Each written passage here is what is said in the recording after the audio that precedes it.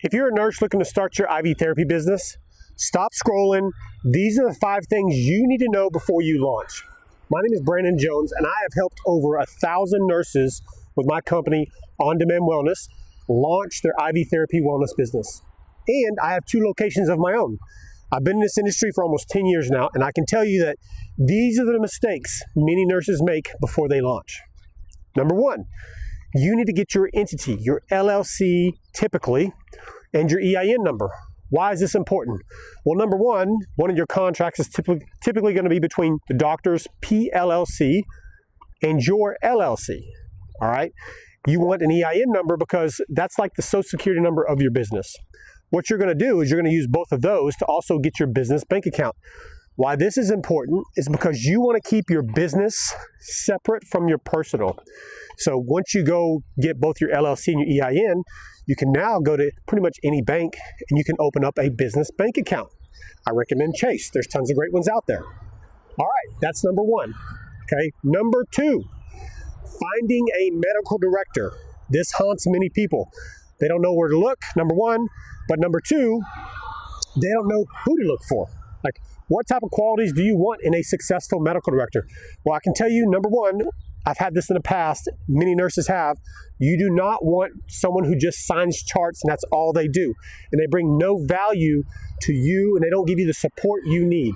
At the end of the day, this is important, this is medical, and you need the proper support from your medical director, okay? So make sure that you just don't get some medical director that doesn't know what you're doing, that doesn't have experience with IV therapy, peptides, GLPs, whatever you're gonna be doing, so that you have somebody that can properly support you in your business, okay? So number 2 is medical director. Number 3, big one here, compliance. Proper compliance is huge. Different states have different rules. You need to really take time here and do the proper thing. So let's first start out with a malpractice. You're gonna need insurance, a malpractice policy. You need insurance that covers you doing your services. I also recommend you add your doctor as additional insured on that policy. That's going to cover him for different things that he needs to do for you, for your business. All right. Next, you do need a medical director agreement. This is going to state what you can and can't do underneath the doctor's license. Everybody needs an MD agreement. This is important.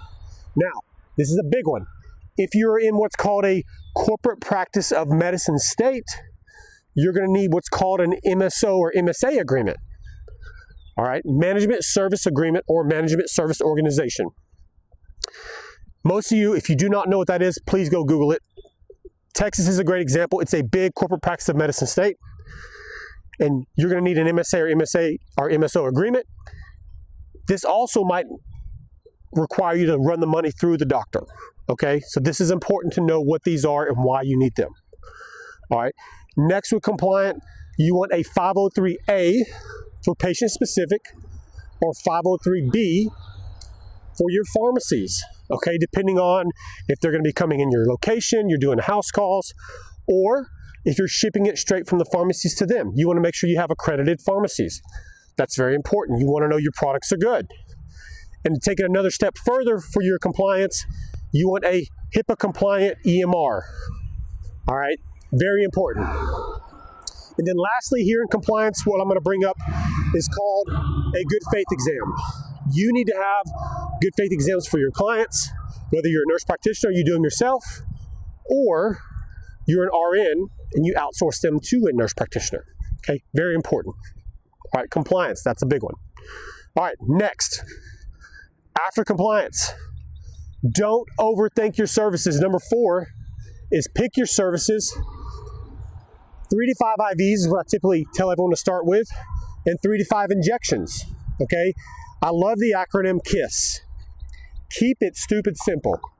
Don't overthink it. The more that you add on your plate, well, there's already enough on your plate when you're starting a business, the harder you make it on yourself. Pick 3 to 5 IVs, 3 to 5 injections. A lot of times they're gonna share ingredients is what you want because that's less inventory you have to buy. And so you can always add more down the road. Start there, start growing, and then add services as you go. All right, number 5. Outside of compliance, this is the most important one I'm going to tell you.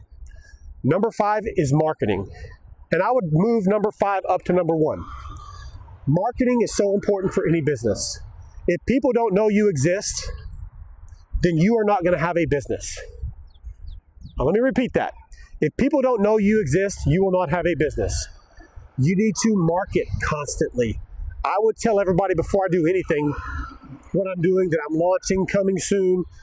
You want them to know what you're doing, and you want to put it out everywhere. Your social media, your personal page, your business page, right? Make a business social media page. Local Facebook groups. Get it out there. People have to know what you're doing. Okay? Local businesses. Find local businesses that you can partner with, that you can market to their clients. They already trust them. You want them to trust you.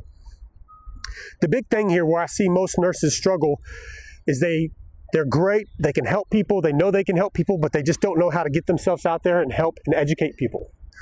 We all are problem solvers. That's what you're doing.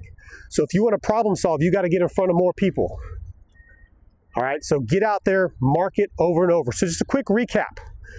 Number 1, your entity.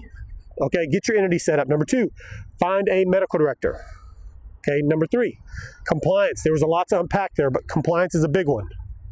All right, number 4, after compliance, don't overthink your services. Start small, grow your services. Okay, and number 5, which we're moving to number 1, is going to be marketing. All right, I have a checklist, if you need support with this, a launch checklist to help you get through all these items. Down in the description, take a deep breath. You got this. You can do it.